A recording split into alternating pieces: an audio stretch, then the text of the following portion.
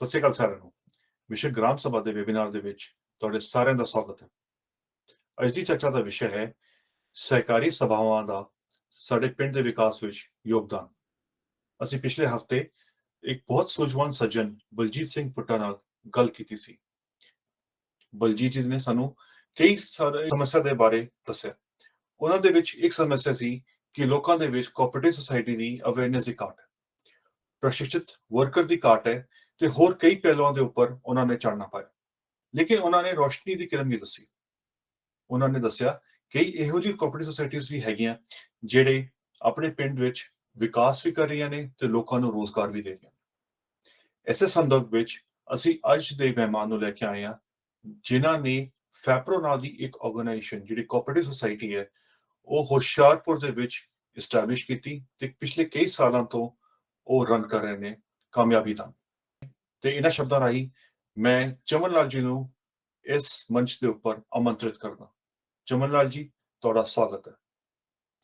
ਚਮਨ ਲਾਲ ਜੀ, ਤੁਸੀਂ ਆਪਣੇ ਬਾਰੇ ਤੇ ਫੈਪਰੋ ਬਾਰੇ ਸਾਡੇ ਦਰਸ਼ਕਾਂ ਨੂੰ ਥੋੜਾ ਦੱਸੋ ਕਿ ਆਰਗੇਨਾਈਜੇਸ਼ਨ ਕੀ ਹੈ, ਤੁਹਾਨੂੰ ਕਿਸ ਤਰ੍ਹਾਂ ਦੇ ਸਮੱਸਿਆ ਦਾ ਸਾਹਮਣਾ ਕਰਨਾ ਪਿਆ ਤੇ ਅੱਗੇ ਆਉਣ ਵਾਲੇ ਟਾਈਮ ਵਿੱਚ ਤੁਸੀਂ ਇਸ ਫੈਪਰੋ ਆਰਗੇਨਾਈਜੇਸ਼ਨ ਨੂੰ ਕਿਸ ਤਰ੍ਹਾਂ ਦੇਖਦੇ ਹੋ ਪੰਜਾਬ ਦੇ ਵਿਕਾਸ ਲਈ।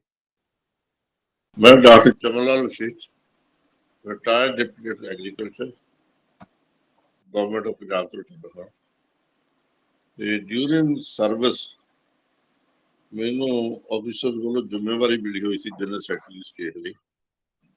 ਇਸ ਕਰਕੇ ਉਹ ਐਂਗਲ ਹੋਣ ਕਰਕੇ ਇਹ ਸਾਡੀ ਆਰਗੇਨਾਈਜੇਸ਼ਨ ਦਾ ਇੱਕ ਮੈਂਡੇਟ ਸੀ, ਇੱਕ ਪਾਰਟ ਆਫ ਮੈਂਡੇਟ ਜਿੱਥੇ ਆਪਣੀਆਂ ਸਮੱਸਿਆਵਾਂ ਦੇ ਹੱਲ ਵਾਸਤੇ ਉੱਥੇ ਇੱਕ ਸਾਡਾ ਮੈਂਡੇਟ ਸੀ how to rejuvenate rural economy, ਪੇਂਡੂ ਆਰਥਿਕਤਾ ਨੂੰ ਮੁੜ ਸੁਰਜੀਤ ਕਿਵੇਂ ਕੀਤਾ ਜਾਵੇ।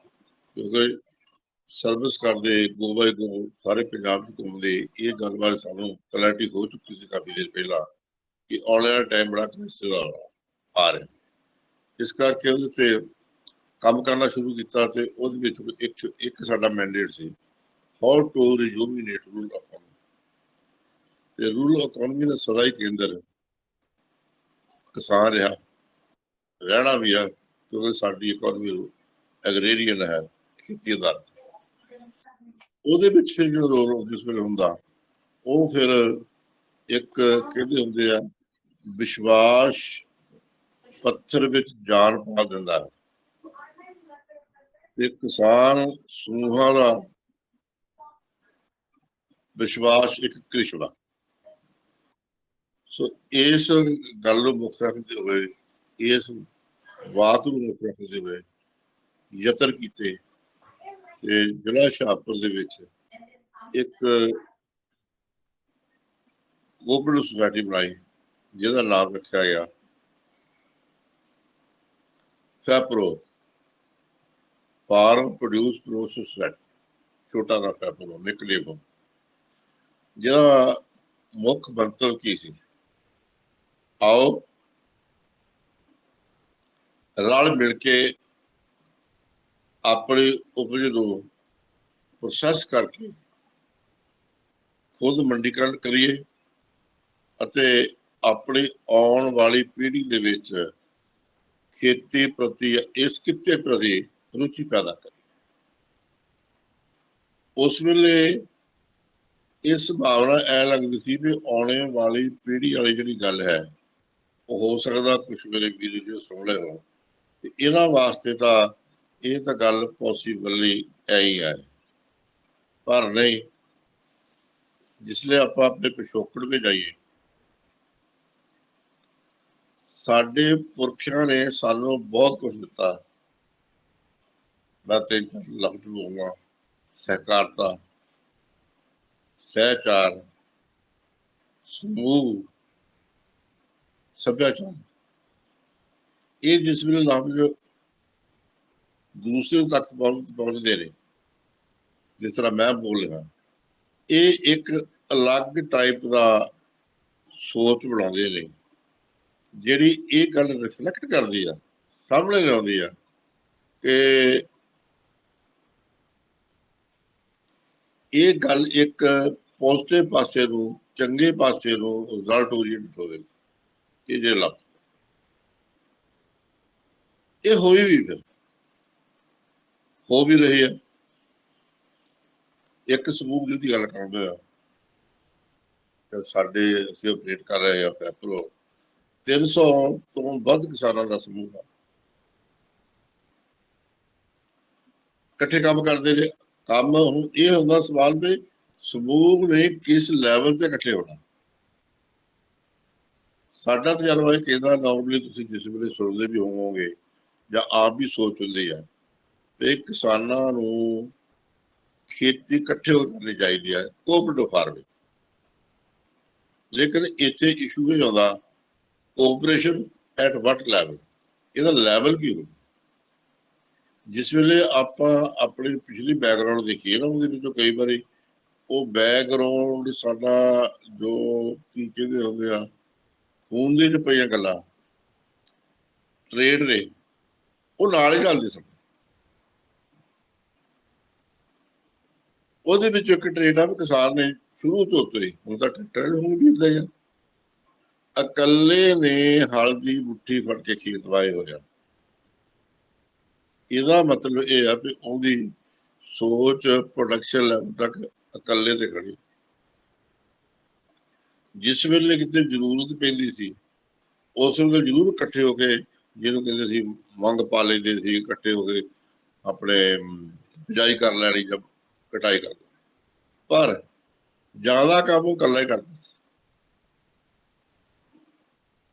ਇਸ ਕਰਕੇ ਇਸ ਗੱਲ ਨੂੰ ਇਹ ਆਧਾਰ ਬਣਾ ਕੇ ਜਿਹੜਾ ਸਾਡਾ ਮਾਡਲ ਸੈੱਟ ਹੋਇਆ ਉਹ ਇਹ ਸੀ ਕਿ ਮਾਰਕੀਟ ਦੇ ਵੇਲੇ ਜਿਹੜਾ ਪ੍ਰੋਡਿਊਸ ਕਰੇ, ਕਿਸਾਨ ਪ੍ਰੋਡਿਊਸ ਆਪੋ ਆਪਣੀ ਕਰਨ ਤੇ ਮਾਰਕੀਟਿੰਗ ਲੈਵਲ ਤੇ ਇਕੱਠੇ ਹੋਣ।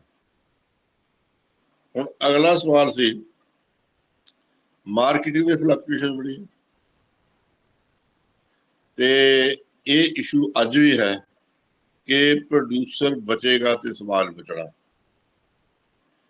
ਇਸ ਕਰਕੇ ਇਸ ਆਪਣੇ ਸੁਸਾਇਟੀ ਦੇ ਆਬਜੈਕਟਿਵ ਵਿੱਚ ਪਾਇਆ ਗਿਆ ਕਿ ਪ੍ਰੋਡਿਊਸਰ ਨੂੰ, ਫਾਰਮਰ ਨੂੰ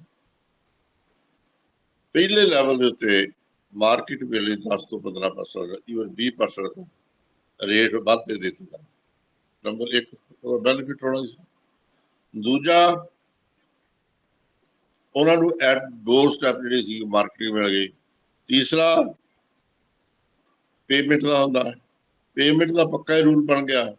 ਜਿਸ ਵੇਲੇ ਪ੍ਰੋਡਿਊਸ ਆਉਣੀ ਹੈ ਉਹਦਾ ਸਾਰਾ ਸਿਸਟਮ ਕਰਕੇ ਤੇ ਉਹਨੂੰ 50% ਉਹਦਾ ਪੇਮੈਂਟ, 50% ਕਿਸਾਨ ਨੂੰ ਉਸ ਵੇਲੇ ਚੈੱਕ ਦੇ ਦੇਣਾ ਤੇ 50% ਪੇਮੈਂਟ ਜਿਹੜੀ ਹੈਗੀ ਆ ਉਹ ਇਨ ਐਡਵਾਂਸ ਮਹੀਨੇ ਦੀ ਡੇਟ ਪਾ ਕੇ ਚੈੱਕ ਦੇ ਦੇਣਾ। ਇਹਦੇ ਨਾਲ ਨਾ ਬੜੀ ਸਰਟਨਟੀ ਆਈ, ਹੌਲੀ ਹੌਲੀ ਹੌਲੀ ਹੌਲੀ। ਤੇ ਤੁਸੀਂ ਮਹਿਸੂਸ ਕਰਿਓ ਜਦੋਂ ਪਹਿਲੇ ਦਿਨ ਇਹ ਗੱਲ ਮੀਟਿੰਗ ਹੋਈ, ਇਹ ਗੱਲ ਕਹੀ ਗਈ ਕਿ ਕਿਸਾਨ ਨੇ ਆਪਣੀ ਫਸਲ ਦਾ ਰੇਟ ਆਪ ਰੱਖਣਾ। ਉਹਦੇ ਸੁਸਾਇਟੀ ਮੈਂਬਰਸ ਨੂੰ ਪਰਸੂਏਟ ਕਰਦਿਆਂ ਸਾਨੂੰ 2.5 ਘੰਟੇ ਲੱਗੇ। ਬੜੇ ਅੱਛੇ, ਬੜੇ ਪ੍ਰੋਗਰੈਸ ਖਿਆਲਾਂ ਵਾਲੇ ਮੈਂਬਰ ਸੀ ਉਹਦੇ ਵਿੱਚ, ਐਵੇਂ ਸੁਧਾਰ ਵਿਚਾਰੇ ਨਹੀਂ ਸੀ। ਦੈਨ ਈਵਨ ਇਸ ਗੱਲ ਤੇ ਇੱਕ ਖੜੋਤ ਆ ਗਈ, ਇਹ ਜੀ ਕਦੀ ਹੋਇਆ ਨਹੀਂ ਤੇ ਇਹ ਤੁਸੀਂ ਜੋ ਤੁਸੀਂ ਕਹਿਣਾ ਸੀ ਕਰ ਦੇਣਾ। ਜਿੱਦਾਂ ਆਰਤੀ ਨੂੰ ਕਹਿੰਦੇ ਆ ਦੋ ਰੇਟਾਂ ਦੱਸ ਦੇ, ਤੇ ਜੋ ਤੁਸੀਂ ਕਹਿਣਾ ਸੀ ਕਰ ਦੇਣਾ, ਕਿਉਂਕਿ ਅੱਗੇ ਨੂੰ ਬਦਲਣਾ ਸੀ। ਅਸੀਂ ਆਪਣੇ ਲੈਵਲ ਤੇ ਕਮਿਟਡ ਰਹੇ। ਅਖੀਰੀ ਸਟੇਜ ਇਹ ਆ ਗਈ ਕਿ ਅਸੀਂ ਕਮਰੇ ਤੋਂ ਬਾਹਰ ਚਲੇ ਗਏ ਤੇ ਜਦੋਂ ਰੇਟ ਸੈੱਟ ਕਰ ਲਓਗੇ ਸਾਨੂੰ ਦੱਸ ਦਿਓ। ਹੋਇਆ ਵੀ ਅੱਧੇ ਘੰਟੇ ਬਾਅਦ ਸਾਨੂੰ ਆਵਾਜ਼ ਮਾਰ ਲਈ। ਜਿਹੜਾ ਅਗਲਾ ਪ੍ਰਤੀਕਰਮ ਆ ਉਹ ਵੀ ਨੋਟੇਬਲ ਆ, ਜਿਸਲੇ ਆਣ ਕੇ ਬੈਠਣ ਲੱਗੇ ਆ ਉਹਨਾਂ ਨੇ ਇਹ ਗੱਲ ਕਹੀ ਕਿ ਦੇਖੋ ਜੀ ਰੇਟ ਸੈੱਟ ਕਰ ਲਏ ਨੇ ਅਸੀਂ ਆਪਸੇ, ਪਰ ਤੁਸੀਂ ਕਿਹੜੇ ਮੰਨਣੇ ਆ। ਇਸ ਗੱਲ ਨੂੰ ਡੀਪ ਡੈਪਥ ਵਿੱਚ ਜਾ ਕੇ ਸੋਚੀਏ, ਦੇਖੀਏ ਤੇ ਇਹ ਕਿੰਨੀ ਦੇਰ ਦਾ ਇਹ ਜਿਹੜਾ ਸੀਗਾ ਇੱਕ ਅਸੈਟ ਕੌਨਫੀਡੈਂਸ ਉਹ ਫਾਰਮਰ ਦਾ ਅਰੋੜ ਹੋ ਚੁੱਕਾ ਤੇ ਉਹਨੂੰ ਇਹ ਯਕੀਨ ਨਹੀਂ ਵੀ ਮੈਂ ਆਪਣੀ ਪ੍ਰੋਡਿਊਸ ਦਾ ਮੁੱਲ ਆਪ ਰੱਖਦਾ। ਐਨੀਵੇ ਸ਼ਹਿਦ ਦਾ ਰੇਟ ਰੱਖਣਾ ਸੀ, ਹਲਦੀ ਦਾ ਰੇਟ ਰੱਖਣਾ ਸੀ। ਜਿਸ ਵੇਲੇ ਰੇਟ ਰੱਖੇ, ਅਸੀਂ ਤਾਂ ਸਲਾਹ ਕੀਤੀ ਹੋਈ ਸੀ ਜਿੰਨਾ ਕਹਿਣਗੇ ਉਹਦਾ 15% ਵੱਧ ਕਰ, ਉਹ ਕਰ ਦਿੱਤਾ। ਬਟ ਨੈਚੁਰਲ ਇੱਕ ਡਿਫਰੈਂਟ ਮਾਹੌਲ ਹੋ ਗਿਆ ਮੀਟਿੰਗ ਦੇ ਵਿੱਚ, ਤੇ ਫਿਰ ਵੀ ਉਹਨਾਂ ਨੂੰ ਕੌਨਫੀਡੈਂਸ ਵਿੱਚ ਲਾਉਣ ਵਾਸਤੇ 4-5 ਸਾਲ ਲੱਗੇ, ਜਿਸ ਵੇਲੇ ਉਹ ਪ੍ਰੈਕਟਿਸ ਵਿੱਚ ਆਏ। ਸੋ ਇਹ ਹੈ ਸਹਿਕਾਰਤਾ ਦੀ ਮਹੱਤਤਾ। ਦੂਸਰਾ, ਸਭ ਤੋਂ ਪਹਿਲਾਂ ਤਾਂ ਮੈਂ ਜਿਹੜਾ ਚੈਨਲ ਸ਼ੁਰੂ ਹੋਇਆ, ਆਪਾਂ ਜਿੱਥੇ ਗੱਲਬਾਤ ਕਰ ਰਹੇ ਹਾਂ, ਸਭ ਤੋਂ ਵੱਡੀ ਉਦਾਹਰਣ ਸਹਿਕਾਰਤਾ ਦੀ ਇਹ ਸਦਾ ਹੀ ਸਮਾਜ ਦੇ ਵਿੱਚ 3% ਇੰਡੀਵਿਜੂਅਲ ਹੁੰਦੇ ਆ ਜਿਹੜੇ ਕਿਸੇ ਵੀ ਆਬਜੈਕਟਿਵ ਨੂੰ ਲੈ ਕੇ ਚੱਲਦੇ ਨੇ ਤੇ ਉਹਨੂੰ ਅਚੀਵ ਕਰਦੇ ਨੇ, ਉਹਦੇ ਕਾਮਯਾਬੀ ਪਾਉਂਦੇ ਨੇ। ਤੇ ਤੁਸੀਂ ਸਾਰੇ ਇਸ ਗੱਲ ਦੇ ਵਧਾਈ ਦੇ ਪਾਤਰ ਹੋ ਕਿ ਤੁਸੀਂ 3% ਵਿੱਚ ਆਉਂਦੇ। ਦੂਸਰਾ, ਸਕਸੈਸਫੁਲੀ ਚਲਾ ਰਹੇ ਹੋ। ਅਗਲਾ ਜਿਹੜਾ ਹੈ, ਜਿੱਥੇ ਗੱਲ ਸ਼ੁਰੂ ਹੁੰਦੀ ਹੈ ਤੇ ਖਤਮ ਹੋ ਜਾਂਦੀ ਹੈ, ਸਾਡੇ ਕੋਲ ਸਾਰਾ ਐਨਾਲਿਸਿਸ ਹੈਗਾ ਸੋਸਾਇਟੀ ਬਾਰੇ। ਉਹਦੀ ਵੀ ਲੇਟ ਗੱਲ ਕਰਾਂਗੇ ਵਾਲੀ ਪੰਜਾਬ ਦਾ ਵੀ, ਬਾਕੀ ਕੀ ਉਹਨੂੰ ਕਹਿੰਦੇ ਹੈਗੇ ਆ ਸਟੇਟਾਂ ਦਾ ਵੀ। ਬਟ ਇੰਪੋਰਟੈਂਟ ਗੱਲ ਇਹ ਹੈ ਕਿ ਜੋ ਸਾਡਾ ਸਰਮਾਇਆ, ਜੋ ਸਾਡਾ ਅਸੈਟ ਹੈ, ਉਹਨੂੰ ਅੱਖੋਂ ਪਰੋਖੇ ਕਰਕੇ ਅਸੀਂ ਜਿਹੜੀ ਕੋਈ ਔਗਣ ਹੁੰਦੇ ਆ ਉਹਨਾਂ ਵਿੱਚ ਜ਼ਿਆਦਾ ਸਮਾਂ ਲਾਉਂਦੇ ਨੇ। ਸਰਮਾਇਆ ਸਾਡਾ ਕੀ ਆ? ਕਿਰਤ ਕਰੋ, ਨਾਮ ਜਪੋ, ਵੰਡ ਛਕੋ। ਇਹ ਕਿਸ ਗੱਲ ਦਾ ਕੀ ਮੈਸੇਜ ਆ ਰਿਹਾ ਹੈ? Philosophy of life. ਇਹ ਸਾਡਾ ਹੀ ਸਰਮਾਇਆ, ਤੁਸੀਂ ਵੈਲਿਡ ਕਰੋ ਇਸ ਗੱਲ। ਅਗਲੀ ਗੱਲ ਜਿਹੜੀ ਇਹ ਤੋਂ ਵੀ ਜ਼ਿਆਦਾ ਇੰਪੋਰਟੈਂਟ ਹੈ, ਉਹ ਹੈ ਵੀ ਆਪਾਂ ਚੱਲ ਰਹੇ ਆ, ਛੱਡਿਆ ਨਹੀਂ ਇਹਨੂੰ, ਚੱਲ ਰਹੇ ਆ। ਤੁਸੀਂ ਸਾਰੀ ਦੁਨੀਆ ਦੇ ਵਿੱਚ ਮਾਈਕਰੋਸਕੋਪਿਕ ਅੱਖ ਨਾਲ ਵੀ ਵੇਖੋ ਤੇ ਜਿੰਨੀ ਨਿਸ਼ਕਾਮ ਸੇਵਾ ਨਾਨਕ ਲੇਵਾ ਸੰਗਤ ਕਰ ਰਹੀ ਹੈ, ਉਹ ਦੂਜੀ ਉਦਾਹਰਣ ਹੀ ਹੈ ਜੀ ਸਾਡੇ ਖੂਨ ਦੇ ਵਿੱਚ ਹੈ ਨਾ। ਤੁਸੀਂ ਦੇਖੋ, ਕੋਈ ਨਹੀਂ ਦੁਨੀਆ ਦਾ ਐਸਾ ਕੋਨਾ ਰਿਹਾ ਜਿੱਥੇ ਗੁਰੂ ਨਾਨਕ ਲੇਵਾ ਸੰਗਤ ਨੇ ਬਾਬੇ ਦੀ ਝੰਡੀ ਨਾ ਬੁਲੰਦ ਕੀਤੀ। ਸਦਾਈ ਕ੍ਰਾਈਸਿਸ ਵਿੱਚ ਵੀ ਇਹ ਦੇਖੋ ਜਕਾਰਾ ਕੀ ਦਿੱਤਾ, ਨਾਨਕ ਨਾਮ ਚੜ੍ਹਦੀ ਕਲਾ, ਤੇਰੇ ਭਾਲੇ ਸਰਬੱਤ ਦਾ ਭਲਾ, ਮਤਲਬ ਸਹਿਕਾਰਤਾ। ਇਹਨੂੰ ਤੁਹਾਨੂੰ ਇੱਕ ਉਦਾਹਰਣ ਦੱਸੀ ਫਿਰੋਂ ਦੀ। ਦੂਸਰੀ ਇਹਦੋਂ ਵੀ ਉੱਤੇ ਆ, ਪੋਜ਼ਿਟਿਵ ਤੋਂ ਲੈ ਜਾ ਸ਼ੇਅਰ ਕਰਨਾ, ਉਹ ਹੈ ਵੀ ਸ਼ਾਇਦ ਤੁਹਾਡੇ ਨੋਟਿਸ ਵਿੱਚ ਹੋਵੇ ਜਾਂ ਨਾ ਹੋਵੇ। ਪੰਜਾਬ ਦੀ ਸਹਿਕਾਰਤਾ ਮੂਵਮੈਂਟ ਦੇ ਵਿੱਚ ਪੰਜਾਬ ਦੀ ਕੋਆਪਰੇਟਿਵ ਐਕਟ ਤਹਿਤ ਸੁਸਾਇਟੀ ਰਜਿਸਟਰ ਹੋਈ, ਉਹ ਵੀ ਜ਼ਿਲ੍ਹਾ ਹੁਸ਼ਿਆਰਪੁਰ ਵਿੱਚ, ਲਾਬੜਾ ਕੋਆਪਰੇਟਿਵ ਸੁਸਾਇਟੀ। ਉਹਦਾ ਸਟੇਟਸ ਕੀ ਆ?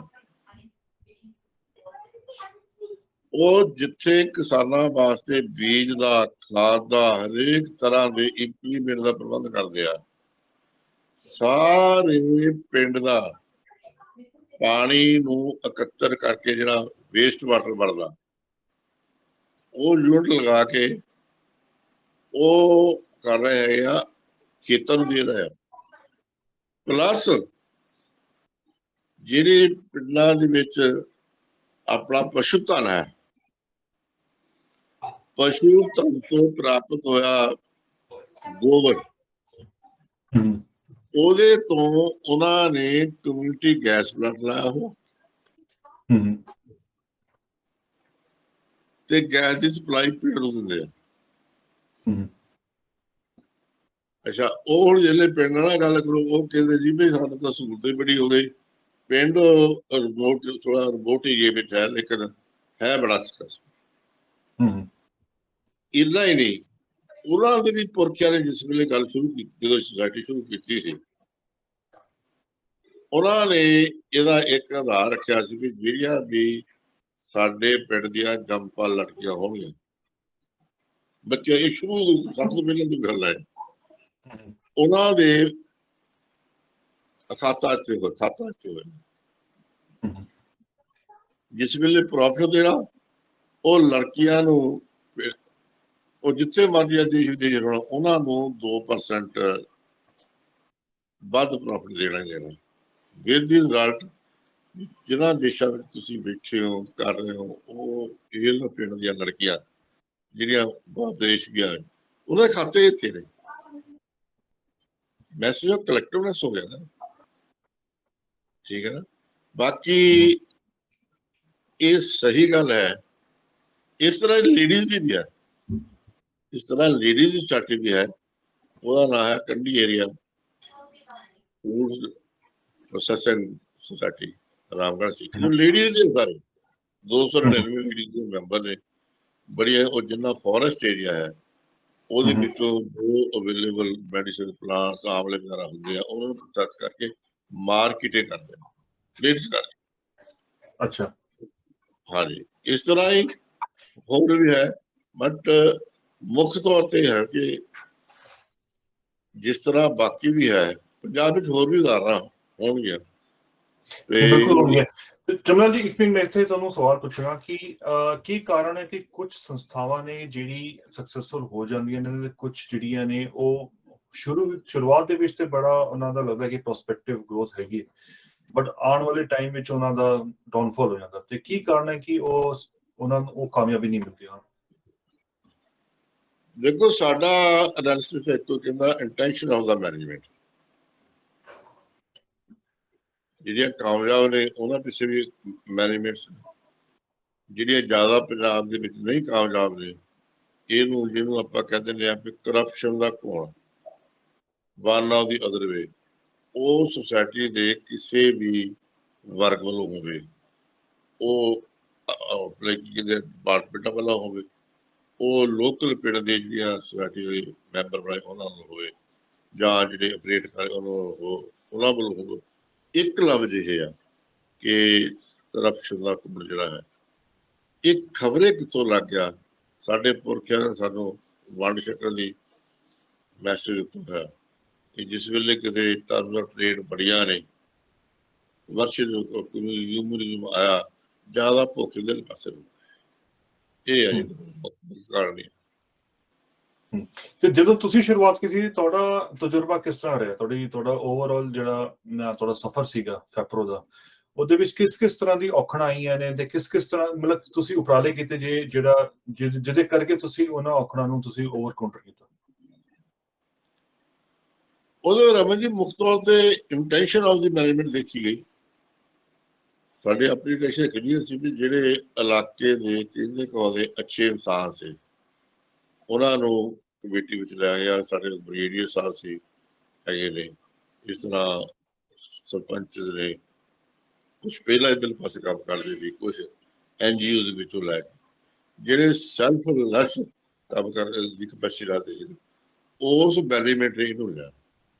ਅੱਛਾ, ਉਹ ਚੱਲ ਗਿਆ, ਇਹਦੀ ਵੈਲਿਊਏਸ਼ਨ ਹੋਈ ਆਪਣਾ ਲੈਵਲ ਤੇ ਜੀ, ਉਹ ਸਾਰਾ ਕੁਛ ਹੈਗਾ। ਪਲੱਸ ਪੁਆਇੰਟ ਆ, ਇਸ ਕਨਸੈਪਟ ਨੂੰ ਯੂਨੀਵਰਸਿਟੀ ਵਿੱਚ ਪੜ੍ਹਾਇਆ ਜਾਂਦਾ ਹੈ ਅਕੈਸੀਆ ਦੇਸ਼ਾਂ ਦੇ ਵਿੱਚ।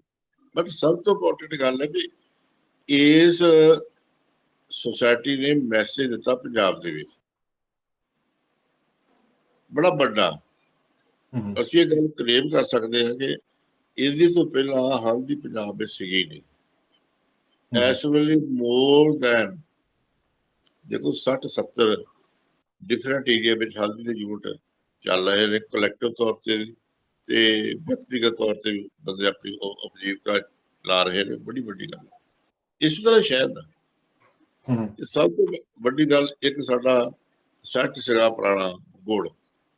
ਤੁਹਾਨੂੰ ਪੰਜਾਬ ਦੇ ਵਿੱਚ 2009 ਤੋਂ ਪਹਿਲਾਂ ਗੁੜ ਦਾ ਪ੍ਰਚਾਰ ਨਹੀਂ ਮਿਲੇਗਾ। ਇਸ ਵੇਲੇ ਸ਼ੁਰੂ ਹੋ ਗਿਆ। ਇਹ 2009 ਵਿੱਚ ਪ੍ਰੋਜੈਕਟ ਲਿਆਂਦਾ ਸੀ, ਇਹਨੂੰ ਸਟੱਡੀ ਕੀਤਾ, ਸਟੱਡੀ ਕਰਕੇ ਜਿੱਥੋਂ ਜਿੱਥੋਂ ਟ੍ਰੇਨਿੰਗ ਲੈਣੀ ਬਣਦੀ ਸੀ ਟ੍ਰੇਨਿੰਗ ਲੈ ਕੇ ਕੁਆਲਿਟੀ ਗੁੜ ਬਣਾ ਕੇ ਜਿਹੜਾ ਜਿਸਨੇ ਦਿੱਤਾ, ਫਿਰ ਲੋਕ ਆਉਣੇ ਸ਼ੁਰੂ ਹੋ ਗਏ। ਦੇਖ ਕੇ ਬੜੀ ਖੁਸ਼ੀ ਵਾਲੀ ਗੱਲ ਹੈ ਕਿ ਇਸ ਵੇਲੇ ਕੋਈ 300-400 ਯੂਨਿਟ ਆਪਣੇ ਲੈਵਲ ਤੇ ਫਾਰਮੇਟ ਲਾ ਰਹੇ।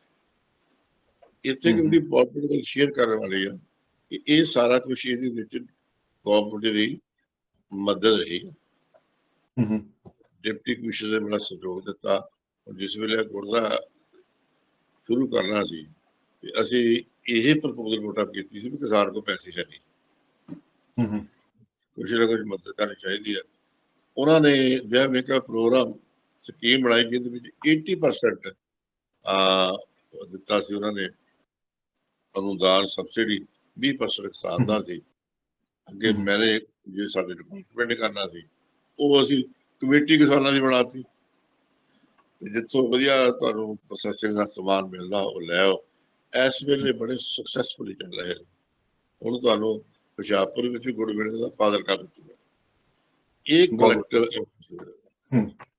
ਤੇ ਚੰਦਲਾਲ ਜੀ, ਕੋਈ ਵੀ ਪ੍ਰੋਡਕਟ ਜਦੋਂ ਤੁਸੀਂ ਮਾਰਕੀਟ ਕਰਦੇ ਹੋ, ਭਾਵੇਂ ਉਹ ਹਲਦੀ ਹੋਵੇ ਭਾਵੇਂ ਸ਼ਹਿਦ ਹੋਵੇ, ਉਹਨੂੰ ਮਾਰਕੀਟ ਕਰਨ ਤੋਂ ਪਹਿਲਾਂ ਤੁਸੀਂ ਅਸੈਸ ਕਰਦੇ ਹੋ ਕਿ ਮਾਰਕੀਟ ਦੇ ਵਿੱਚ ਉਹਦੀ ਡਿਮਾਂਡ ਕਿਸ ਤਰ੍ਹਾਂ ਦੀ ਹੈ, ਕਿ ਲੋਕਾਂ ਦੇ ਵਿੱਚ ਕਿੰਨਾ ਉਹ ਉਹਨੂੰ ਐਕਸੈਪਟ ਕਰਨਗੇ ਪ੍ਰੋਡਕਟ ਨੂੰ। ਤੇ ਤੁਹਾਡੇ ਸੰਸਥਾ ਵੱਲੋਂ ਕਿਸ ਤਰ੍ਹਾਂ ਦੇ ਇਨੀਸ਼ੀਏਟਿਵ ਲਏ ਜਾਂਦੇ ਨੇ ਕਿ ਉਹ ਅਸੈਸ ਕਰ ਸਕੀਏ ਕਿ ਕਿਸ ਤਰ੍ਹਾਂ ਦੀ ਡਿਮਾਂਡ ਹੈ ਮਾਰਕੀਟ ਦੇ ਵਿੱਚ, ਕਿ ਉਹ ਹਲਦੀ ਦੀ ਕੁਆਲਿਟੀ ਜਾਂ ਹਨੀ ਦੀ ਕੁਆਲਿਟੀ ਕਿਸ ਤਰ੍ਹਾਂ ਦੀ ਹੈ, ਕਿਹੜੇ ਪ੍ਰੋਡਕਟ ਅਸੀਂ ਕਿਹੜੀ ਥਾਂ ਤੇ ਅਸੀਂ ਵੇਚ ਸਕਦੇ ਹਾਂ, ਕਿਸ ਤਰ੍ਹਾਂ ਦੀ ਪੈਕੇਜਿੰਗ ਕਰਨੀ ਹੈ, ਇਹ ਜਿਹੜੀ ਨੌਲੇਜ ਹੈ ਇਹ ਤੁਸੀਂ ਕਿਸ ਤਰ੍ਹਾਂ ਗੇਨ ਕਰਦੇ ਹੋ? ਹਾਂਜੀ ਹਾਂਜੀ, ਦੇਖੋ ਪ੍ਰੋਡਕਸ਼ਨ ਉਹਦੀ ਨੌਲੇਜ ਆਪ ਵਿੱਚ ਡਿਪਾਰਟਮੈਂਟ ਦੀ ਹੈ। ਪ੍ਰੋਸੈਸਿੰਗ ਯੂਨਿਟ ਲੱਗ ਗਏ ਤੇ ਡਿਫਰੈਂਟ ਏਜੰਸੀਜ਼ ਤੋਂ ਜਿਹੜਾ ਅਸੀਂ ਪ੍ਰੋਸੈਸਿੰਗ ਬਾਰੇ ਟ੍ਰੇਨਿੰਗਾਂ ਲਈਆਂ ਤੇ ਜਿਹਨਾਂ ਲੜਕਿਆਂ ਨੇ ਚਲਾਉਣੀਆਂ ਸੀ ਉਹਨਾਂ ਨੂੰ ਟ੍ਰੇਨਿੰਗਾਂ ਦਵਾਈ। ਠੀਕ ਹੈ ਨਾ। ਤੀਸਰਾ ਪਾਰਟ ਆ ਗਿਆ ਮਾਰਕੀਟਿੰਗ। ਕੁਆਲਿਟੀ ਪ੍ਰੋਡਿਊਸ ਦੀ ਮਾਰਕੀਟਿੰਗ ਸਭ ਤੋਂ ਔਖੀ ਹੈ। 3 ਸਾਲ ਲੱਗ ਗਏ ਕਿਉਂਕਿ ਇਹਦੇ ਵਿੱਚ ਇਹ ਫੈਸਲਾ ਹੀ ਸੀ ਕਿ ਇਹਦੇ ਵਿੱਚ ਪਾਉਣਾ ਕੁਛ ਨਹੀਂ। ਹਲਦੀ ਜਿੱਥੇ ਇੱਕ ਹਲਦੀ ਆ ਇਹ ਇੱਕ ਮੈਡੀਸਨ ਵੀ, ਤੇ ਇਹ ਜਿਹੜਾ ਵੀ ਪਰਿਵਾਰ ਵਰਤੇ ਇਹਨੂੰ ਚੰਗੀ ਲੱਗੀ। ਆਫਟਰ 3 years ਤੇ ਕੁਆਲਿਟੀ ਦਾ ਮੈਸੇਜ ਆਉਣਾ ਸ਼ੁਰੂ ਹੋ ਗਿਆ ਲੋਕਾਂ ਦੇ।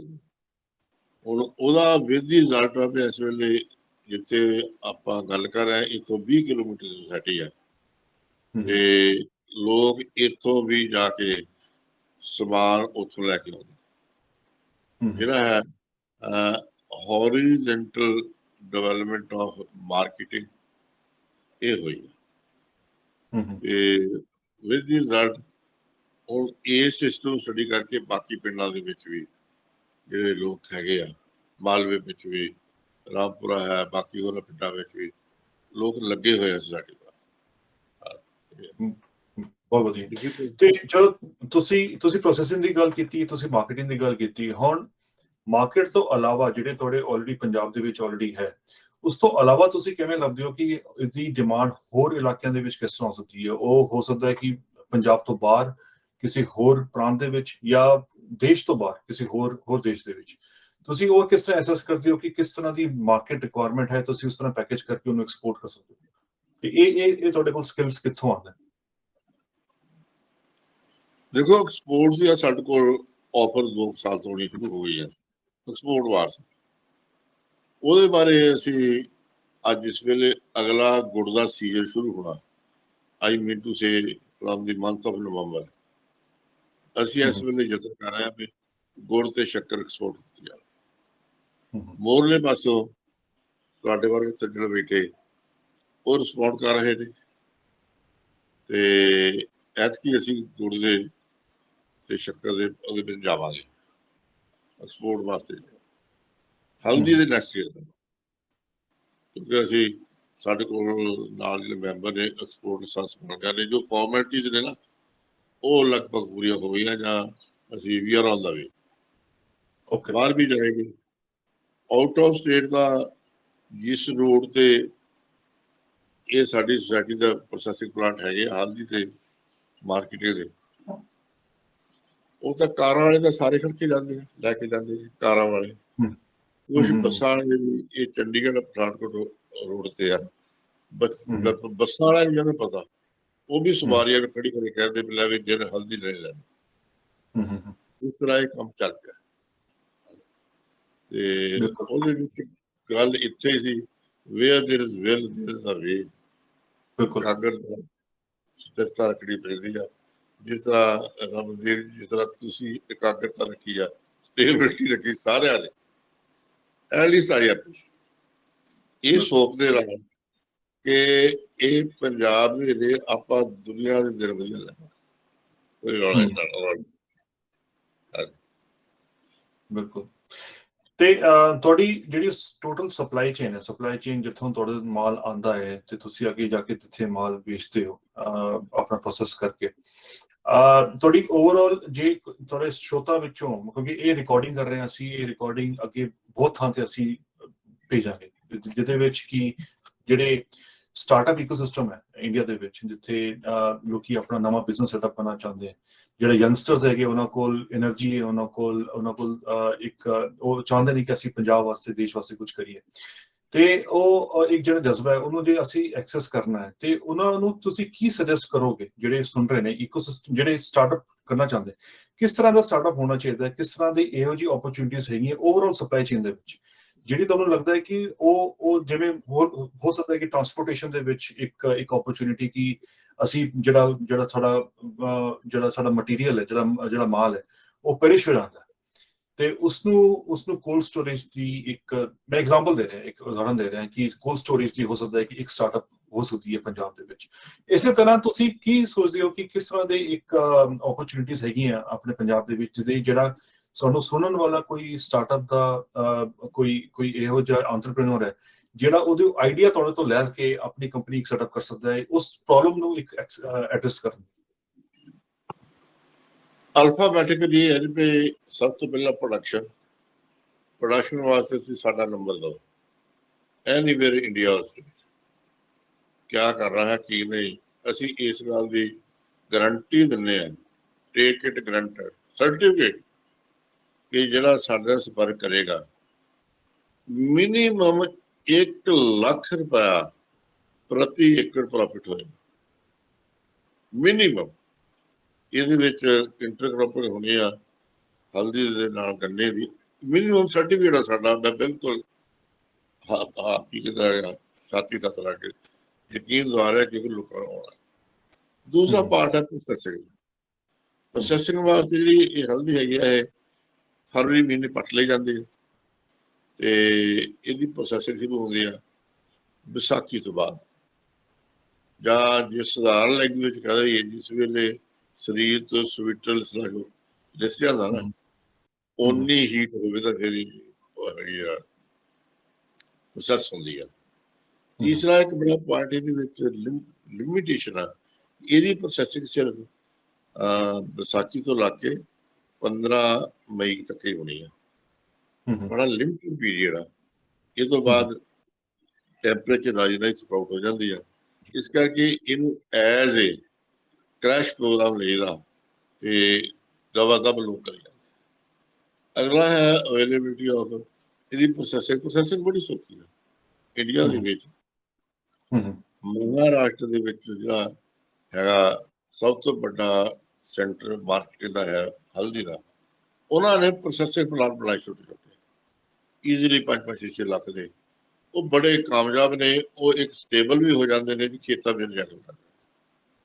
ਅਗਲਾ ਪਾਰਟੀ ਦਾ ਪਲਵੇਰਾਈਜ਼ਿੰਗ ਦਾ ਜਾਂ ਪਾਊਡਰ ਮਸ਼ੀਨ ਹੈ, ਉਹ ਵੀ ਮਿਲ ਜਾਂਦੀਆਂ। ਇਹਨੂੰ ਕਰਕੇ ਪੈਕੇਜਿੰਗ ਮਟੀਰੀਅਲ ਤਾਂ ਆਪਣੀ ਟੇਸਟ ਤੇ ਬਣਾਉਣਾ ਹੁੰਦਾ। ਫਿਰ ਅਸੀਂ ਤਾਂ ਕਿਉਂਕਿ ਇੱਕ ਸਮਾਜਿਕ ਸੇਵਾ ਵਿੱਚ ਹੀ ਬੱਝੇ ਹੋਏ ਆ ਨਾ, ਅਸੀਂ ਰੇਟ ਜਿਹੜਾ ਹੈਗਾ ਕੰਜ਼ਿਊਮਰ ਨੂੰ ਦੇਖ ਕੇ ਵੀ ਰੱਖੀਦਾ, ਇਹ ਗਰੀਬ ਦੇ ਘਰ ਵੀ ਹਲਦੀ ਜਾਵੇ। But people very handsome amount ਲੈ ਰਹੇ ਨੇ, ਟੂ ਦੀ ਐਕਸਟੈਂਟ ਆਫ 400 ਪਰ ਕੇਜੀ, ਇੰਨਾ ਵੀ ਲੈ। ਅੱਗੇ ਹੈਗਾ ਇਹਦੀ ਇਟਸ ਨਾਟ ਏ ਪੈਰੀਸ਼ੇਬਲ, ਇਹਦਾ ਜਿਹੜਾ ਹੈਗਾ ਜੋ ਐਗ ਮਾਰਕ ਸਟੈਂਡਰਡ ਨੇ, ਇਹਦਾ ਵੀ ਸ਼ਹਿਰ ਦਾ, ਉਹਨੂੰ ਅਸੀਂ ਫੋਲੋ ਕਰਦੇ ਹਾਂ। ਚੰਗੇ ਅਸੀਂ ਫੋਲੋ ਦੇ ਇੰਟਰਨੈਸ਼ਨਲ ਸਟੈਂਡਰਡਸ। ਆਉਂਦੀ ਹੈ ਕਿਤੇ ਸ਼ਾਇਦ ਦੀ ਕਿਤੇ ਕਿਤੇ ਕੰਪਲੀਟ ਆ ਜਾਂਦੀ ਹੈ, ਬੋਤਲ ਸ਼ਾਇਦ ਦੀ ਟੁੱਟ ਗਈ। ਅਦਰਵਾਈਜ਼ ਜਿਹੜੀ ਹੁੰਦੀ ਕੰਜ਼ਿਊਮਰ ਪਹਿਲਾਂ ਕੰਜ਼ਿਊਮ ਕਰ ਲੈਂਦੇ ਆ, ਬਸ ਉਹ ਹੋਰ ਦੀ ਕਰੇ। ਇਟਸ ਅ ਵੈਰੀ ਤੁਸੀਂ ਉਹਨੂੰ ਆਇਡੈਂਟੀਫਾਈ ਕਿਵੇਂ ਕਰਦੇ ਹੋ ਕਿ ਜੇ ਕਿਸੇ ਦੀ ਕੁਆਲਿਟੀ ਤੁਹਾਨੂੰ ਰਿਪੋਰਟ ਹੁੰਦੀ ਹੈ ਕੁਆਲਿਟੀ ਖਰਾਬ ਹੈ, ਤੁਸੀਂ ਬਾਰ ਕੋਡਿੰਗ ਕਰਦੇ ਹੋ ਪ੍ਰੋਡਕਟ ਦੀ? ਵਾਰ ਕੋਡਿੰਗ ਸ਼ੁਰੂ ਨਹੀਂ ਕੀਤੀ, ਸਾਡੇ ਪਹਿਲਾਂ ਟੈਸਟ ਹੁੰਦੇ ਆ। ਹਾਂਜੀ, ਸਾਡੇ ਜਿਹੜੇ ਟਰਮੈਰਿਕ ਟੈਸਟ ਆ ਨਾ, ਉਹ ਜਿਹੜੀਆਂ ਅਥੋਰਾਈਜ਼ਡ ਲੈਬ ਨੇ ਹਾਂਜੀ, ਉਹਨਾਂ ਦੇ ਸਰਟੀਫਿਕੇਟ ਹੁੰਦੇ ਆ। ਸਿਮਿਲਰਲੀ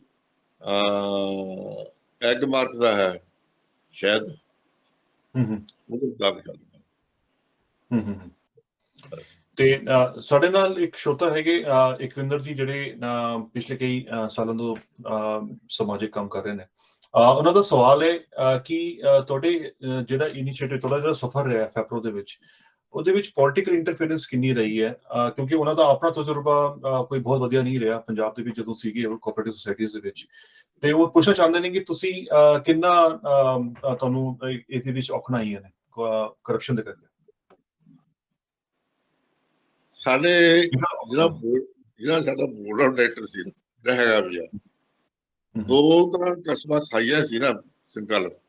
ਪਹਿਲਾ ਇੱਕ ਤੇ no compromise with the quality and no compromise with the political lobbies. ਕਿਸੇ ਵੀ ਪੋਲੀਟੀਕਲ ਲੌਬੀ ਨਾਲ ਕੰਪਰੋਮਾਈਜ਼ ਨਹੀਂ ਕਰਨਾ। ਕੰਪਰੋਮਾਈਜ਼ ਇੱਕੋ ਚੀਜ਼ ਨਾਲ ਕਰਨਾ, ਇੱਕੋ ਇਸ਼ੂ ਤੇ ਕਰਨਾ, ਡਿਵੈਲਪਮੈਂਟ ਆਫ ਦਾ ਸੋਸਾਇਟੀ। ਆਈਆਂ ਨੇ ਡਿਫੀਕਲਟੀ, ਇਹਦੀ ਗੱਲ ਬੜੀਆਂ you can say it's threats ਵੀ ਆਈਆਂ ਨੇ, ਬਟ ਕੌਨਫੀਡੈਂਸ ਨਾਲ ਸਾਰੇ ਬੋਰਡ ਆਫ ਡਾਇਰੈਕਟਰ ਦੀ ਆਵਾਜ਼ ਜੋ ਆਪ ਇੱਕ ਹੈ, ਜਿਹਦੇ ਸਾਰੇ ਇੱਕ ਹੋਣਗੇ, ਇਹ ਪੋਲੀਟੀਕਲ ਥ੍ਰੈਟਸ ਵਗੈਰਾ ਵੀ ਕਿਤੇ ਖੜਦੀਆਂ। ਫਿਰ ਵੀ ਕਿਸੇ ਵੀਰ ਨੂੰ ਜ਼ਰੂਰਤ ਹੋਵੇ, ਨੰਬਰ ਮੇਰਾ 88,720 ਆ, 26,506 ਨੰਬਰ ਹੈ ਮੇਰਾ, ਜ਼ਰੂਰ ਸੰਪਰਕ ਕਰ। ਤੇ ਕੋਈ ਗੱਲ ਨਹੀਂ, ਆਪਾਂ ਹੈਂਡਲ ਦੀ ਸਿਚੁਏਸ਼ਨ ਰਲ ਮਿਲ ਕੇ। ਬਹੁਤ ਵਧੀਆ।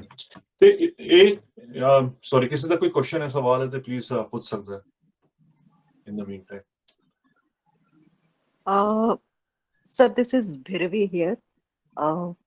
ਮੈਂ ਤੁਹਾਨੂੰ I'm a research student actually, ਤੇ ਇਹ ਟੌਪਿਕ ਕਾਫੀ ਮੇਰੇ ਦਿਲ ਦੇ ਕਰੀਬ ਹੈ ਦਰਅਸਲ ਕੋਆਪਰੇਟਿਵਸ ਦਾ, ਬਿਕੋਜ਼ ਇੱਕ ਬਹੁਤ ਵਧੀਆ ਚੈਨਲ ਹੋ ਸਕਦਾ ਹੈ ਚੀਜ਼ਾਂ ਨੂੰ ਕਲੈਕਟਿਵਲੀ ਫਾਰਮਰਸ ਤਾਈਂ ਪਹੁੰਚਾਉਣ ਦਾ। ਸਰ, ਮੇਰਾ ਕੁਐਸਚਨ ਹੈ ਕਿ ਜਿਵੇਂ ਤੁਸੀਂ ਕਿਹਾ, ਤੁਹਾਡਾ ਬਹੁਤ ਵਧੀਆ ਤੁਸੀਂ ਪੁਆਇੰਟ ਰੱਖਿਆ ਕਿ ਇੰਟੈਂਸ਼ਨ ਆਫ ਦੀ ਮੈਨੇਜਮੈਂਟ ਜਿਹੜੀ ਹੈ ਉਹ ਸਰਵੋਪਰੀ ਹੈ ਇਸ ਕੰਮ ਨੂੰ ਕਰਨ 'ਚ। And the points that you kept forward, ਤੁਸੀਂ ਪਹਿਲਾ ਪੁਆਇੰਟ ਕਿਹਾ ਕਿ ਅਸੀਂ 3 ਚੀਜ਼ਾਂ ਲੈ ਕੇ ਚੱਲੇ ਕਿ ਫਾਰਮਰ ਨੂੰ 15 ਤੋਂ 20% ਪ੍ਰੋਫਿਟ ਅਸੀਂ ਦੇਣਾ, and secondly on the spot payment ਕਰਨੀ ਹੈ 50% ਤੇ ਐਟਲੀਸਟ ਮਹੀਨੇ ਦਾ ਟਾਈਮ ਦੇ ਕੇ ਉਹਨੂੰ ਅਸੀਂ ਬਾਕੀ ਦੀ ਪੇਮੈਂਟ ਕਰਨੀ ਹੈ। This can be a very major factor ਅੱਜ ਦੀ ਡੇਟ 'ਚ, ਜਦੋਂ ਕਿ ਵਿਸ਼ਵਾਸ ਦੀ ਕਮੀ ਹੈ। Let's B you know practical, ਕਿ ਹਰ ਕਿਸੇ ਨੂੰ ਲੱਗਦਾ ਹੈ ਕਿ ਪਤਾ ਨਹੀਂ ਇਹਦੀ ਕੀ ਇੰਟੈਂਸ਼ਨ ਹੈ, ਮੇਰਾ ਫਾਇਦਾ ਕਿਉਂ ਕਰਵਾ ਰਿਹਾ, ਮੈਨੂੰ 20% ਦੇ ਕੇ ਇਹਨੇ ਸ਼ਾਇਦ ਆਪ 80% ਕਮਾਣੇ ਨੇ। ਆਈ ਡੋਂਟ ਨੋ ਸਰ ਤੁਸੀਂ ਕਦੋਂ ਸ਼ੁਰੂ ਕੀਤਾ, ਬਟ ਅੱਜ ਦੀ ਡੇਟ 'ਚ ਮਤਲਬ ਕਿ ਮੈਨੂੰ ਲੱਗਦਾ ਹੈ ਕਿ ਡਾਊਟ ਪਹਿਲਾਂ ਆਉਂਦਾ। So how important is the aspect of capital intensity in this work, ਵੀ ਜੇ ਕਿਸੇ ਨੇ ਸ਼ੁਰੂ ਕਰਨਾ ਹੈ ਜਾਂ ਜਿਹੜੀਆਂ ਐਗਜ਼ਿਸਟਿੰਗ ਸੁਸਾਇਟੀਜ਼ ਨੇ ਉਹਨਾਂ ਕੋਲ ਕੈਪੀਟਲ ਦੇ ਆਸਪੈਕਟ ਤੇ ਕੀ ਇਹ ਚੀਜ਼ ਇਨਸ਼ੋਰ ਕਰਨੀ ਕਿ ਫਾਰਮਰ ਨੂੰ ਤੁਸੀਂ ਔਨ ਦੀ ਸਪੌਟ ਪੇਮੈਂਟ ਕਰ ਸਕੋ, ਜਦ ਕਿ ਤੁਸੀਂ ਆਪ ਕਿਹਾ ਕਿ it took you 3 years to establish the entire network of marketing and supply chain and establishing the credibility for the quality of your products. So how would you respond to the capital intensiveness of this aspect in terms of payment to the members? Very जो आपने question किए हैं, ये सभी phase से गुजरना पड़ता है जी, और गुजरे। अल्टीमेटली दो ही बातें सामने आई है कि patience and stability to the extent of जब ये प्रोडक्ट का क्वालिटी सामने आना शुरू हुआ, कुछ ऐसे प्लेयर होते हैं जिनका मोटिव ही लाइफ का प्रॉफिटेबिलिटी होता है, द लीस्ट क्वालिटी होता है। Absolutely sir. तो उनको भी विद सिंगल वॉइस फेस किया और अल्टीमेटली ਜੋ ਹੈ ਸਦਾ ਸੱਚ ਦੀ ਹੀ ਜਿੱਤ ਹੋਈ ਹੈ, ਆਸ ਸੱਚ ਜੁਗਾ ਸੱਚ।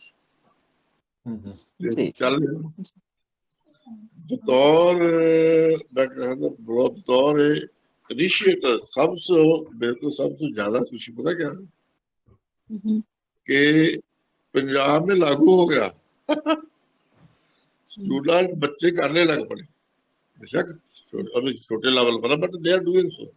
दैट मीन एक मोड़ पर चल पड़े, आगे बढ़ते जाएंगे।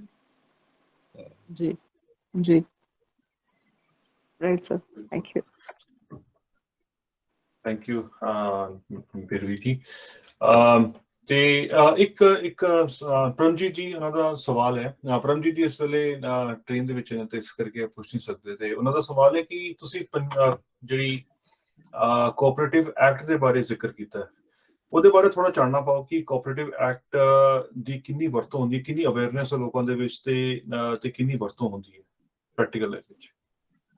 हाँ बिल्कुल ठीक है। जिहड़ा है ना कोऑपरेटिव सोसाइटीज एक्ट 1961, एक तो वो चल रहा है, जो हम रजिस्टर करा रहे हैं वो है registration of cooperative registration of association and societies act 1680, 1860 का एक्ट है। उसमें प्रोविजन ये है कि उसमें जो है जैसे कंपनी का चलता है ना, आपको सीए वगैरह के रखना पड़ता है, डिसीजन मेकिंग में इंडिपेंडेंसी रहती है, और दैट इज वेरी सक्सेसफुल। ਤੇ ਇਹ ਈਜ਼ੀਲੀ ਅਵੇਲੇਬਲ ਹੁੰਦਾ ਹੈ ਜਿਹੜਾ, सॉरी अपनी गल कंप्लीट कर रहे हैं। हाँ, इसमें एक और भी मेन इंग्रेडिएंट है कि ये एक पहली सोसाइटी है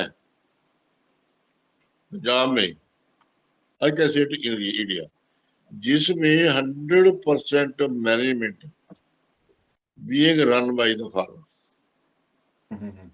इसमें जो दूसरे डिपार्टमेंट है ना, उनको as a nominator, as the requirement of the agenda ते सोसाइटी कॉल कर सकती है। अदरवाइज इसकी एडमिनिस्ट्रेशन में, कोई मैनेजमेंट में कोई डिसिसिव रोल नहीं है डिपार्टमेंट्स का। ये भी एक कारण है कि वो फ्री हैंड घूमना दो।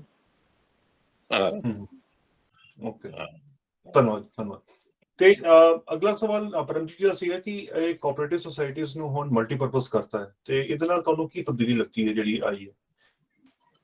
ਬੜੀ ਚੰਗੀ ਤਬਦੀਲੀ ਹੈ ਜਿਹੜਾ ਮਲਟੀਪਰਪਸ ਕੀਤਾ ਨਾ।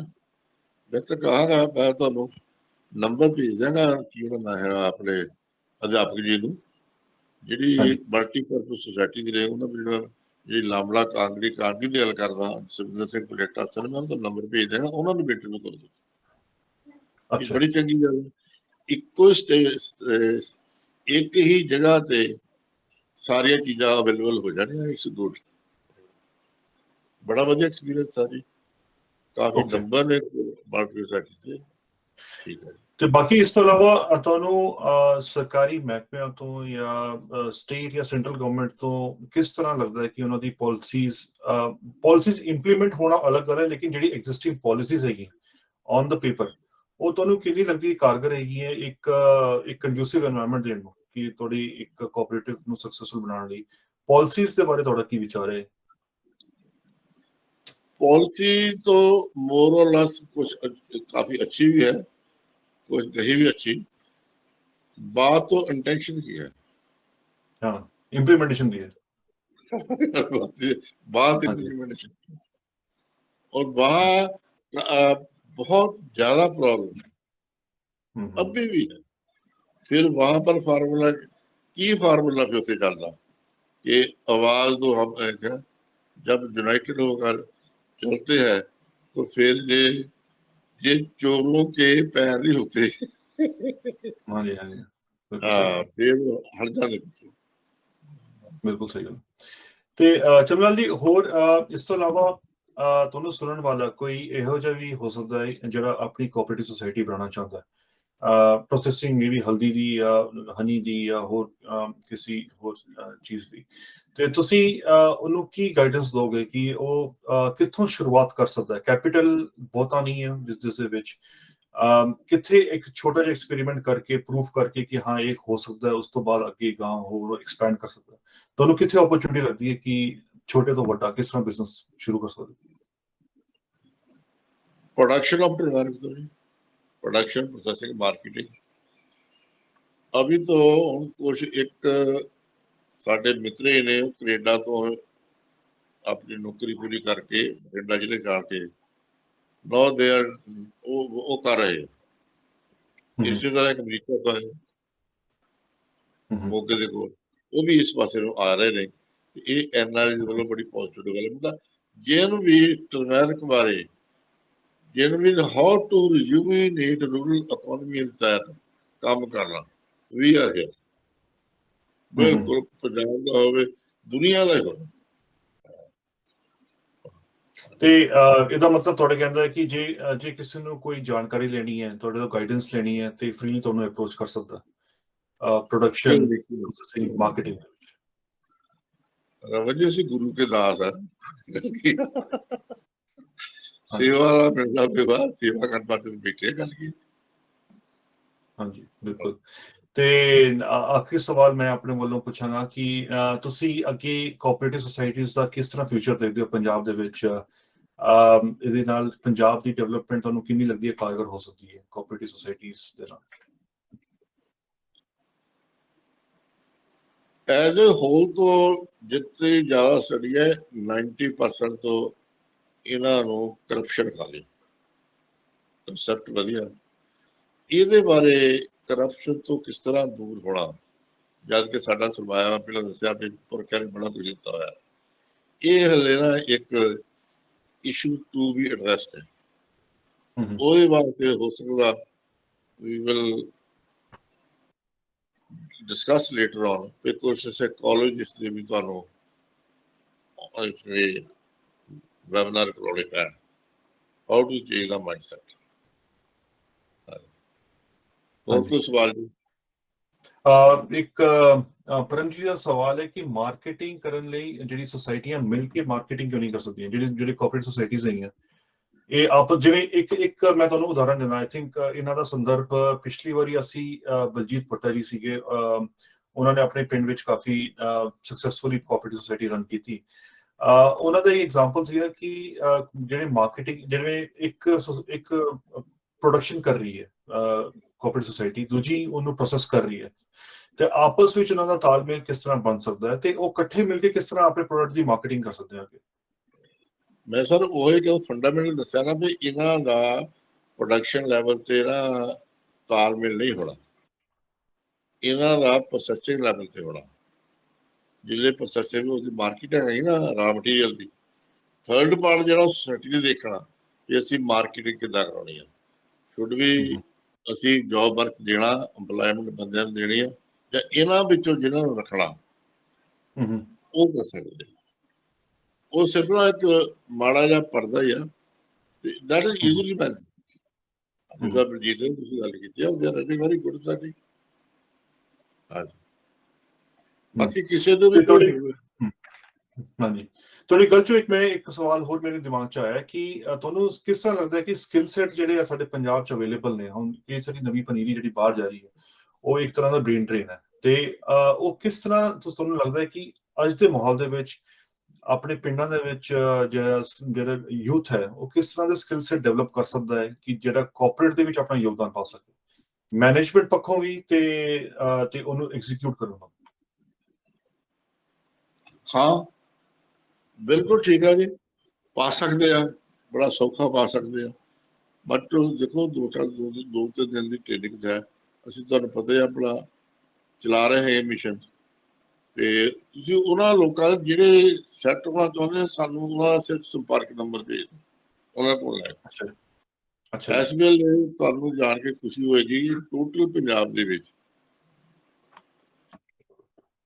15 ਕਿਲੋਮੀਟਰ ਦੇ ਏਰੀਏ ਦੇ ਵਿੱਚ ਮਿਸ਼ਨ ਸਕੂਲ ਖੇਤਰਪੁਰ ਰੁਜ਼ਗਾਰ ਵੱਲੋਂ ਡੈਮੋਨਸਟ੍ਰੇਸ਼ਨ ਲੱਗੇ ਹੋਏ ਨੇ, ਤੇ ਸਾਡਾ ਕੰਮ ਹੁਣ ਇਹੀ ਚੱਲ ਰਿਹਾ ਜਿਸ ਤਰ੍ਹਾਂ ਤੁਸੀਂ ਕੋਈ ਮੈਂਬਰ ਭੇਜੇ ਉਹਨਾਂ ਨੂੰ ਸੰਪਰਕ ਕਰਨਾ ਤੇ ਉਹਨਾਂ ਨੂੰ ਇਸ ਪਾਸੇ ਲਾਉਣਾ ਤੇ ਕੋਆਪਰੇਟਿਵ ਵਾਲੇ ਪਾਸੇ ਲਾਉਣਾ, ਕਿਉਂਕਿ ਐਗਰੀਕਲਚਰ ਦਾ ਤੇ ਕੋਆਪਰੇਟਿਵ ਦਾ ਆਪਸੀ ਨੋ ਮਾਸ ਦਾ ਰਿਸ਼ਤਾ ਤੇ ਹਵਾ ਤੇ ਪਾਣੀ ਵਾਲਾ ਰਿਸ਼ਤਾ।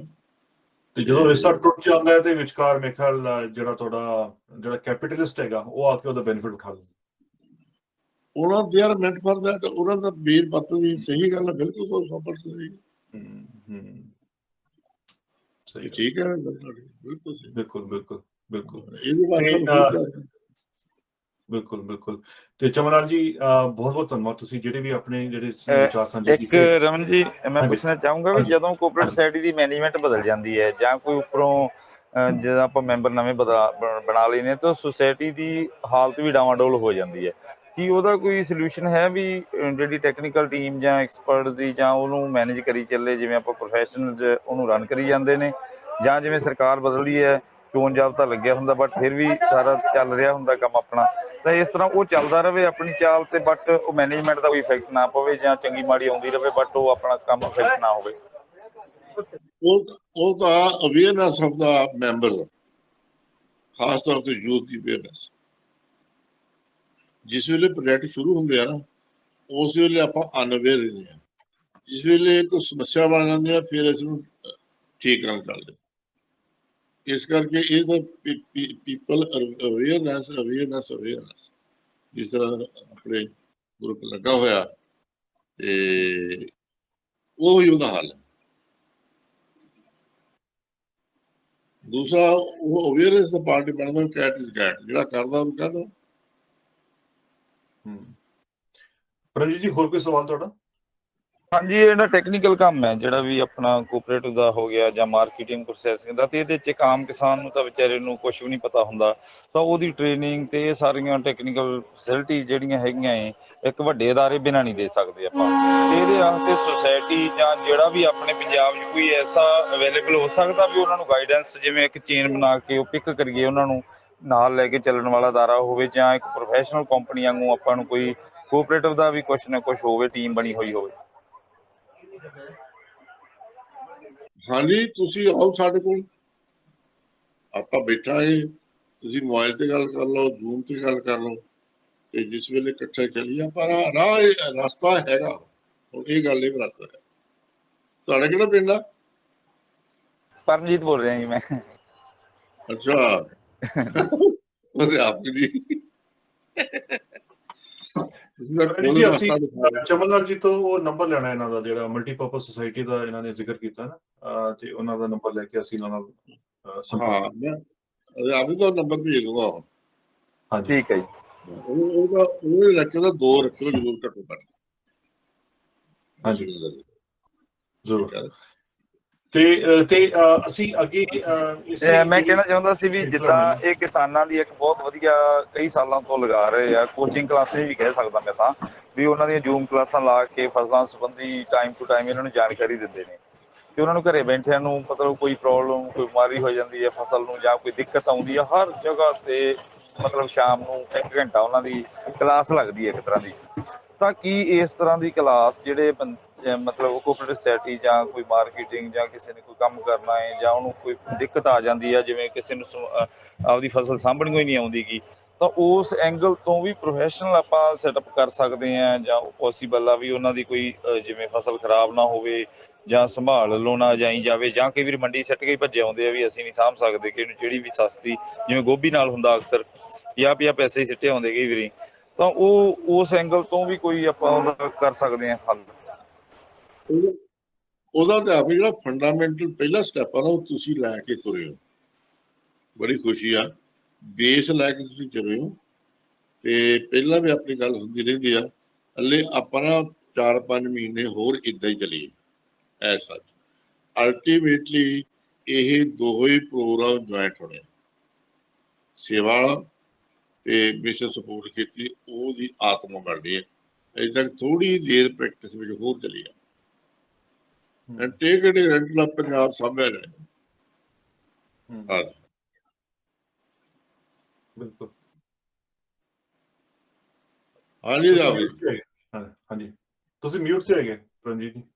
ਹਾਂਜੀ ਬਾਕੀ ਜਿਹੜਾ ਹੈਗਾ ਜਿਵੇਂ ਹੁਣ ਤੁਸੀਂ ਤਾਂ ਸਮੱਸਿਆ ਹੋਈ ਦੀ ਗੁਜ਼ਰ ਚੁੱਕੀ ਆ ਸਾਰਾ ਜੋ ਵੀ ਹਾਲਾਤ ਨੇ ਖੇਤੀਬਾੜੀ ਦੇ, ਤਾਂ ਜਿਹੜੀ ਨਵੀਂ ਪੀੜ੍ਹੀ ਹੈ ਜਿਵੇਂ ਹੁਣ ਆਪਾਂ ਤਾਂ ਉਹਨਾਂ ਨੂੰ ਕਣਕ ਝੋਨੇ ਤੋਂ ਇਲਾਵਾ ਦਿੱਤਾ ਹੀ ਕੁਛ ਨਹੀਂ ਗਾ। ਹੁਣ ਥੋੜ੍ਹਾ ਜਿਹਾ ਆਪਾਂ ਸਿਲੇਬਸ ਨੂੰ ਡਾਕੂਮੈਂਟ ਕਰਨ ਲੱਗੇ ਹਾਂ, ਦੱਸਣ ਲੱਗੇ ਹਾਂ ਬੱਚਿਆਂ ਨੂੰ ਵੀ ਹੋਰ ਫਸਲਾਂ ਜਾਂ ਜਿਹੜੀਆਂ ਵਿੱਚ 10-10 ਫਸਲਾਂ ਮਿਕਸ ਕਰਕੇ ਜਿਵੇਂ ਫਗਵਾੜਾ ਮਾਡਲ ਡਿਵੈਲਪ ਕੀਤਾ ਹੈ।